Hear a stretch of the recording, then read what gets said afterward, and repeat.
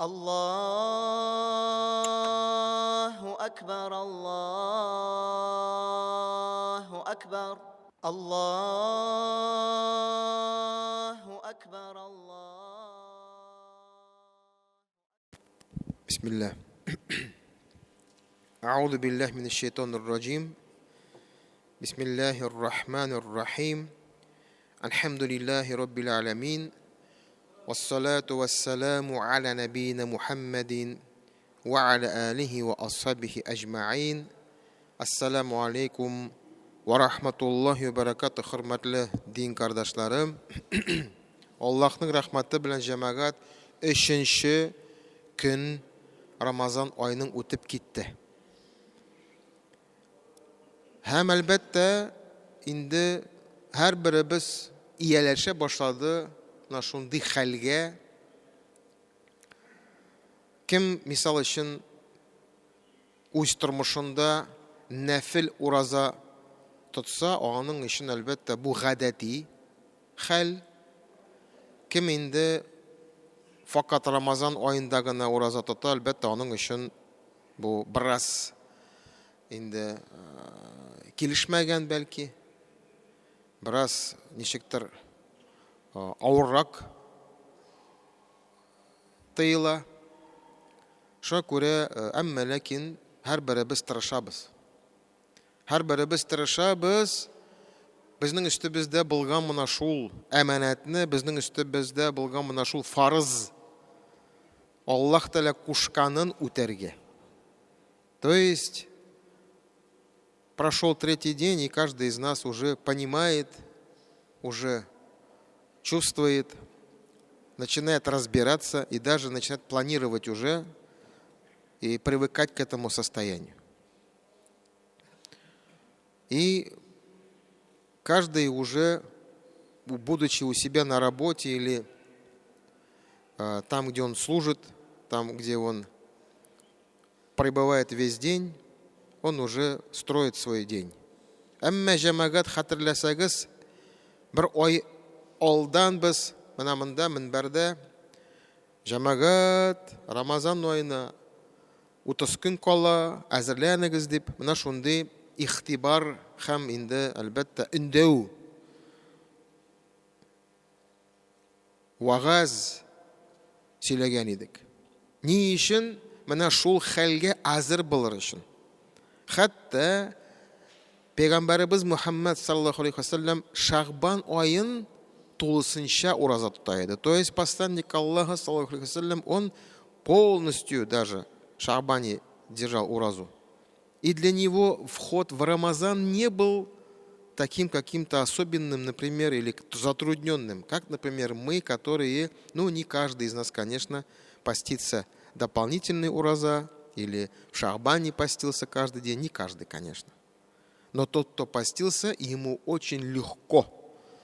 Сейчас он чувствует себя бодро, сильно, и он готов отстоять вечерние намазы и работать весь день, альхамдулилля. То есть вот она, где его, то есть смысл. Поэтому мы предупреждали. Һәм җәмәгать әйтәсем килә, менә хәзер, әгәр дә кем менә ихтибар итсә әйбит, кем менә шул булган, менә хәзер оештырган дип әйтәбез. Без бит инде ураза тоткач, без бит инде үз тормышыбызны хәзер оештырабыз, ничектер килештерәбез бит инде хәзер. Ифтары булсын дип, вакытында өйгә кайтып җитү булсынмы, мисал өчен. Шулай бит инде, мы же сейчас уже как-то все равно по-другому живем. Неужели так же, как раньше живем? Нет ведь. Юк бит инде, әлбәттә юк. Әмма ләкин кем иртәрәк башлады, аңа җиңелрәк. Шуңа күрә менә хәзер бүген үк без әлбәттә үз-үзебезгә ихтибар итәргә тиешбез. Һәм хисап килергә тиешбез. Киләсе Рамазан, иншаалла, Алла бирсә, исән имин булсак, без инде алдан аңа әзерләнербез. Менә нәрсә турында сүз бара. Шуңа күрә Аллаһның хикмәте җәмәгать ул 5 вакыт намаз. 5 вакыт намаз нәрсә? Ул безнең өчен әлбәттә ул аманат, фарз гамаль, да, 5 намазов для нас это обязательно молитва, но 5 намазов нам постоянно напоминают, что мы мусульмане. Всевышний сделал вот 5 намазов, Рамазан раз в год, 29-30 дней, для того, чтобы напоминать, что мы мусульмане. Жумга раз в неделю мы должны прийти обязательно жумгага. Ират кишләр инде күбрәк. Һәм менә бу көннәр Гарафа көнне мисал өчен. Әгәр дә без хаҗда түгел, без Гарафа көнне ураза тотабыз, аннан соң Корбан бәйрәм безнең. Менә шул шагайрилла дип әйтәбез, бу Аллаһның билгеләре, менә шундый безгә искә төшерер өчен. Biz унутылабыз, мы в суете обычного дня мы забываемся, потому что мы живем в обществе обычном, мы забываемся. И если мы еще работаем там, где нет, как мы, молящихся или 1, 2, 3 человека, то на нас смотрят как на странных людей. Почему они вот намаз читают, почему вот они уразу еще держат. Как можно весь день не кушать, они говорят. Мы в таком обществе живем. Шуңа күрә, менә шул, каядыр мисал өчен булсын ул мөселман илләрдә дип әйтәбез инде. Анда 70-90% намаз укучылар. Анда әлбәттә икенче төрле мөхит. Анда икенче мөхит анда. Әмма аларда менә шул кешеләргә дә әлбәттә менә шул искә төшерү, әйтәм бит, менә бу 5 вакыт намаз Инна салата танха анил фахша вал мункар. Дөрестлектә намаз ул төрле гынахлардан тыя. Карагыз, 5 тапкыр адам баласы намазга басканда әлбәттә ул Аллаһ каршына баса бит. Он же перед Всевышним встает на намаз. 5 раз он под контролем. 5 раз он, как говорится, напоминание ему, что он раб Божий. А раз в неделю на жумга придет, вагаз послушает. Если еще дополнительные какие-то делает, ураза держит, например, или делает нафиль, намазларны, духа намаз укыса, тахаджуд намаз укыса төнне торып.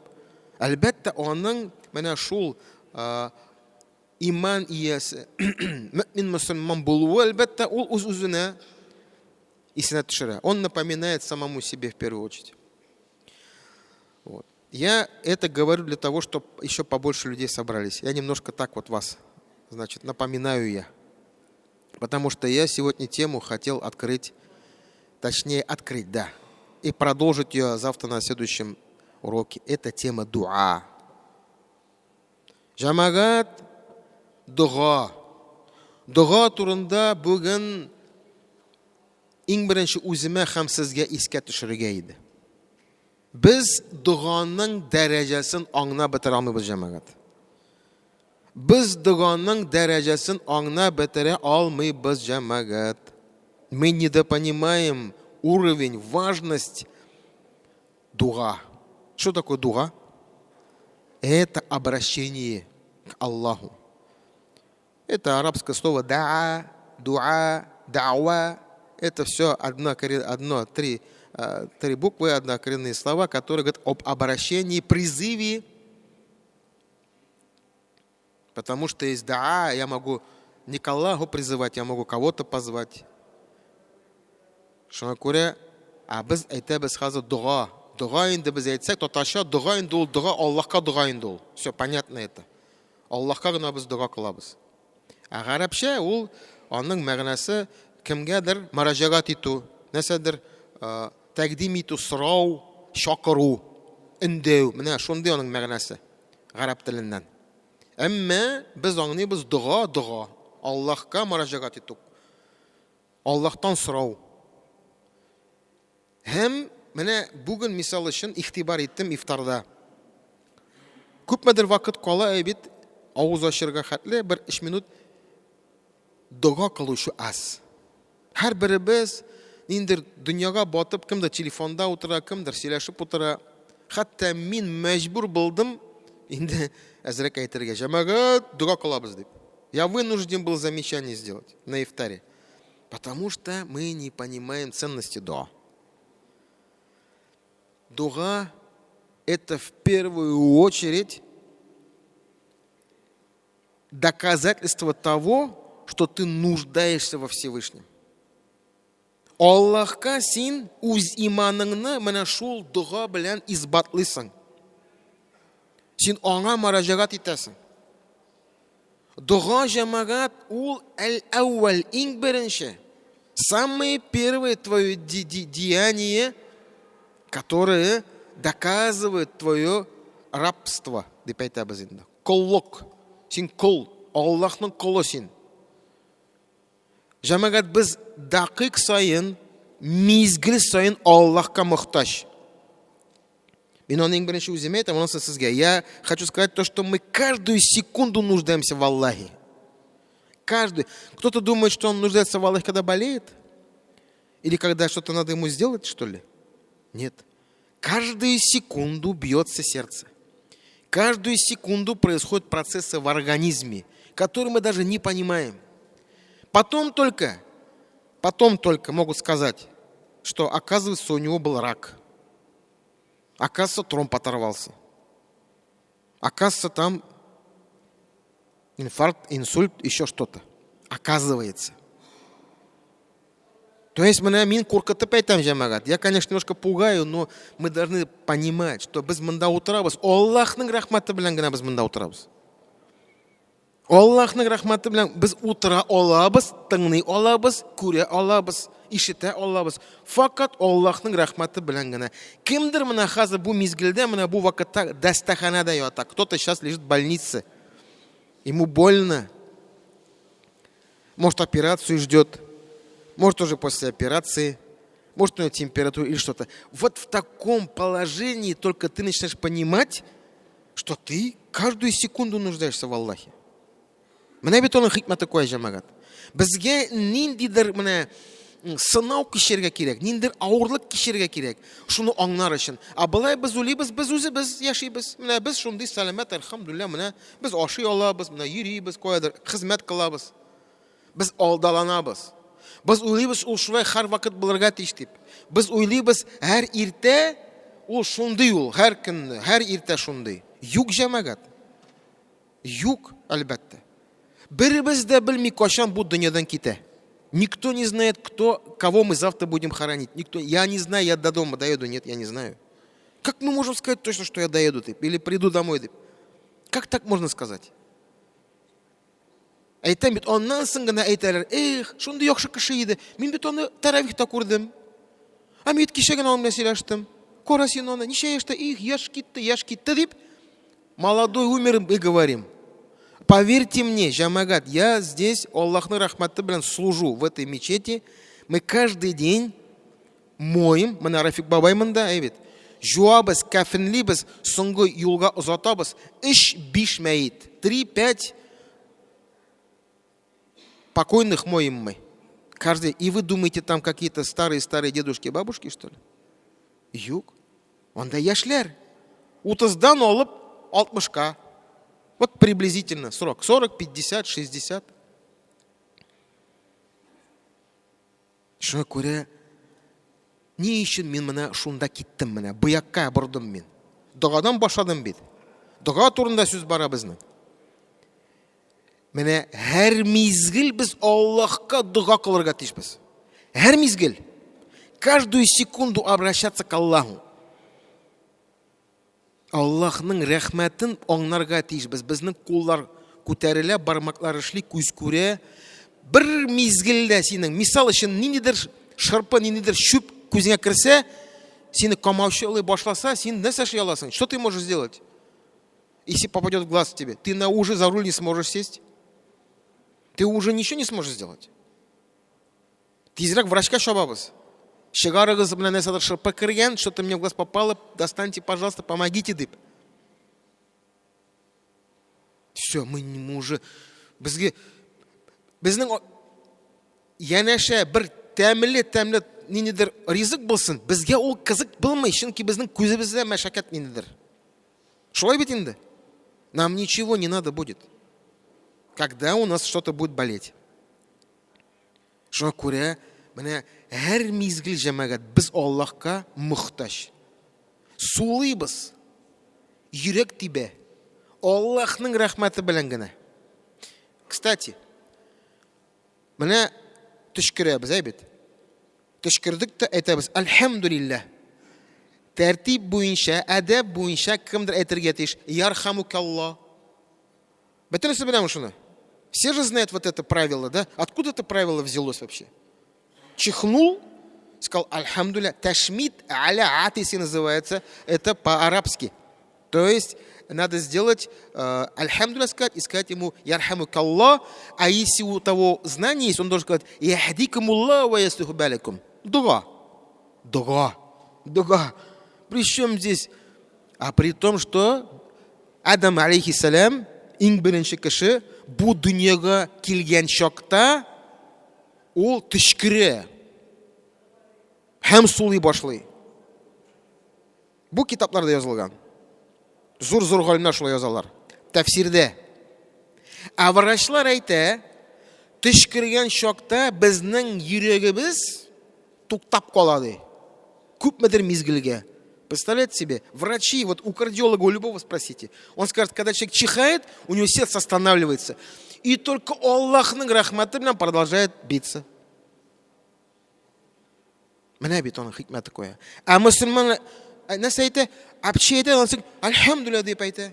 Ну, Аллаһка шөкер, сулыйм, яшим. Хәтта бар шундый хадис: "Куллу муслимин аля муслимин хамса". Bir hadiste kile hamsa, ikinci hadiste kile sitte. Yani bir Müslümanlarga karata 5 hakkı var diyen. 5 обязанностей есть. Мусульман перед мусульманами. И там идет перечисление. Первое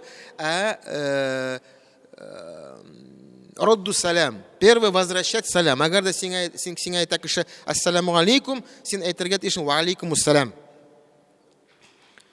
Икенчесе Аядатул марид. Әгәр дә кем безнең арабызда ширләсә, кто-то заболеет, аның хәлен белү, барып килү, хәлләрен белешү. Это вторая обязанность мусульманина. Аннан соң өченчесе, әгәр дә кемдер чакырса сине, өндәсә куядыр, син барырга тиешсең. Даже если в гости позовет тебя брат, тебе надо идти. Если какой-то причины нет. Это третье. Четвертое, это ат-табау джанайзи. То есть провести джаназа намаз, если кто-то умрет. И пятое, ташмит аля атиси. Төшкергәнгә "Альхамдулилля, ярхамукаллаһ" дип әйтергә кирәк. Менә карагыз. Вафат булса җиназада катнашу, сәлам бирсә сәлам кайтару, ширләп торса аның хәлен белешү, аннан соң нәрсә әйттем әле мин? Кем хаты?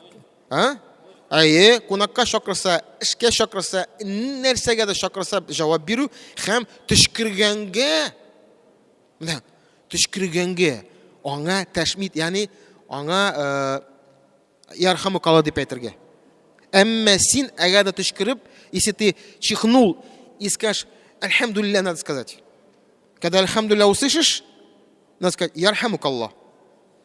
5 правил. И это не просто правила. Это фард кифая. Что такое фард кифая?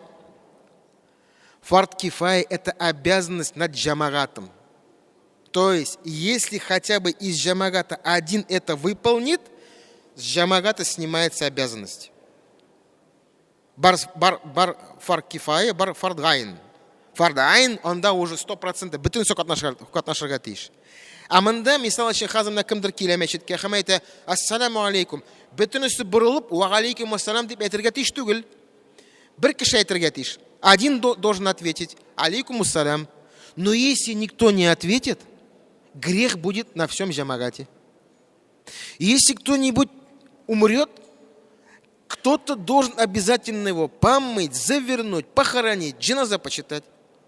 Хотя бы кто-то. Если же никто не отозвался, грех на всем джамагате. Мне что такое фард кифая? И теперь представьте себе, наряду с посещением больных, с похоронами, есть такое, что если кто-то чихнет, кто-то должен сказать "Ярхамукаллаһ". Карагыз ничек. дәрәҗә нинди. Без аны аңлап бетерә алмыйбыз. Шуңа күрә син әлхәмдүлиллә дип әйтү сүзең ул дуга. Хвала Аллаху дигән сүз бу. Аллаһка шөкер дигән сүз, әлхәмдүлиллә дип. Ягъни мин сулый давам итәм. Я продолжаю дышать. Мое сердце продолжает биться. Шуңа күрә дуга җәмәгать адым сайын. Пәйгамбәребез Мухаммад саллаллаху алейхи ва саллям аның иртәнге һәм кичке әзкәрләр бар иде. Без аны күп укыдык, күп беләбез. Дуга. Постоянно просыпаешься, альхамдулилля, аллази ахьяна ба'дама аматана. Аллаһка шөкер итәм, аның рәхмәте белән генә мин барлыкка килдем, уяндым, әмма ләкин мәгънә кызык, карагыз. Йоклаган чакта без әйтәбез, бисмика Аллаһумма амуту ва ахья. Раббым, синең исемең белән мин хәзер вафат булам, үләм, получается. Амуту ва хам ахья. Ахья нәрсә? Ягъни барлыкка киләм, ягъни туам, как бы рожусь заново с утра завтра. Это такое дуга. Амуту ахья, я оживлюсь дигән сүз. А когда утром просыпаемся, мы говорим альхамдулилля аллази ахьяна. Аллаһка шөкер, хвала Аллах, который нас что сделал? Оживил. Ба'да, после ма'аматана. После того, как он нас умертвил. Карагыз аның нинди мәгънәсе? Что это такое вообще? Без хәтта уйламыйча да, аңламыйча да йокларга ятабыз, уянабыз, такие, как будто так должно быть. Сколько людей не проснулось, вы знаете? Сколько людей пришли с утра хоронить, потому что он не проснулся? Здоровый мужчина или женщина. Без ихтибар итмибез җәмәгать.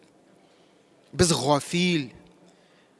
Мы невнимательные. Шуңа күрә мин кичә дә әйттем, хаҗга чыгабыз бит, хаҗга чыгабыз. Хаҗның иң төп максаты ул Гарафада булу. Гарафа, кем хаҗда булган, ул белә. Что такое Арафа, да? Арафа это такое место, где мы делаем дуга. Дуга делаем 5 часов. Узак итеп дуга кылабыз без. Һәм җәмәгать дуга кыла алмыйбыз икән без. Оказывается, мы дуга делать-то не умеем. 3 минут калды, иншаллах. Оказывается, мы делать дуга не умеем. Узак итеп дуга кыла белмибез без икән. Шуңа күрә җәмәгать менә бу дәрес это начало темы, которую мы будем раскрывать завтра. Будем говорить про дуга. Это очень интересная тема. Но сегодня вы, кто пришел попозже и застал буквально 3-5 минут, он должен вот этот урок, вот эти 3-5 минут информации взять себе в жизнь и делать дуга постоянно. Аллахның рәхмәте белән тыңлыйм, Аллахның рәхмәте белән килдем монда, Аллахның рәхмәте белән кыям басып тора алам, Аллахның рәхмәте белән йокларга китәм. То есть һәр адым сайын дуга җәмәгать. Мы каждую секунду нуждаемся во Всевышнем Аллахе, в Его милости. Менә шуны онытмаска кирәк җәмәгать. Ад-дуа силахул муслим. Дуга ул мусульманның коралы. Это оружие, щит мусульманина. Такой простой хадис. Поэтому давайте использовать это оружие против шайтана, против нафса, о котором мы говорили вчера и позавчера.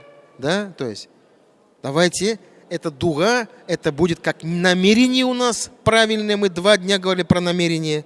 Һәм Аллаһ Тәгалә безнең дугаларыбызны кабул кылсын. Иң мөһим җәмәгать ифтар менә киләсе көн иң мөһим ифтар алдыннан дуга кылу.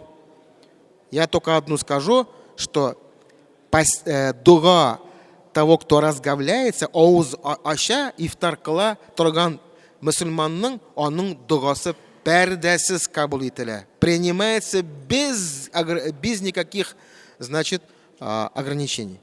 Шуңа күрә дуга кылык җәмәгать. Адым сайын, менә бу Рамазан аенда өйрәник дуга кылырга. Адым сайын Аллаһка шөкер итәбез, гафу үтенәбез. һәм аңа сыенабыз, чөнки без аңа мохтаҗ һәр дакыйк сайын, каждую секунду мы нуждаемся в Аллахе. Aqulu qawli hada wa astaghfirullah li wa lakum min kulli dhanb fastaghfiruhu innahu huwal ghafurur rahim. Assalamu alaikum wa rahmatullahi wa الله أكبر الله أكبر الله